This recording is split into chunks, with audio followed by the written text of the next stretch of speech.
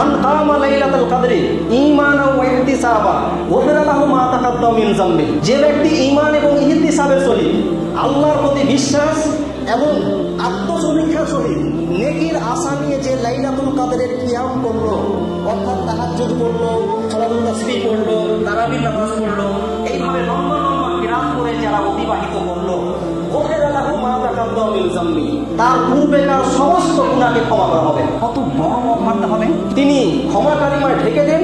অন্যদিকে তার একটা নাম হচ্ছে সাত্তার। আমি কিছু অন্যায় করেছি, অপকর্ম করেছি, কিন্তু আমি ছাড়া আর কেউ জানে না, শুধুমাত্র আমি জানি আর আল্লাহ জানে। এরকম যদি কিছু গুনাহ করে থাকি সেটাও আল্লাহ রাব্বুল আলামিন ক্ষমা করে দিবেন। সুবহানাল্লাহ। এই যে একটা বিশেষ সফাত যে গফিরা লাহু মা তাকাদ্দামা মিন যামবি, গফিরা মাফ করা হবে, মা তাকাদ্দামা পূর্বে যা কিছু তার পাপের ব্যাপারে ঘটেছে, চোখ দিয়ে যে পাপটা করেছে, কান দিয়ে যেটা পাপ করেছে, অর্থাৎ চোখ দিয়ে দেখে যেটা পাপ